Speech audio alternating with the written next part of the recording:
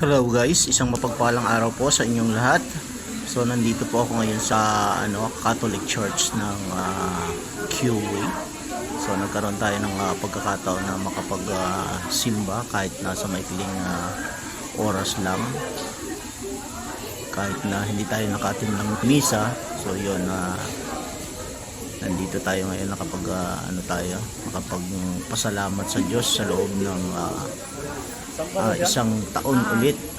So ngayon yung last day ng 2023. At kung meron mang mga taong nakagawa ng pagkakamali sa iyo, or meron ka ring nagawang pagkakamali sa kapwa mo sa pagdating ng 2024, patawarin mo na yung mga taong nakagawa ng mali sa iyo at humingi ka rin ng tawad sa mga taong nagawan mo ng mali. Kung meron mang mga bagay na nagpapabigat dyan sa dibdib niyo, bitawan nyo na, ipadala nyo na sa pag-alis ng taong 2023 at salubungin ng masaya ang pagdating ng taong 2024 na wala nang hinanakit at sama ng loob dyan sa inyong mga puso't isipan.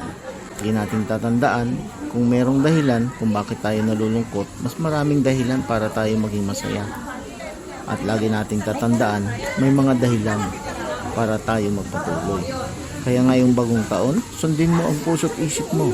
Gawin mo ang mga bagay na kung saan ka magiging masaya. Binabati ko kayo ng isang masaya at masaganang bagong taon. Thank you so much for watching.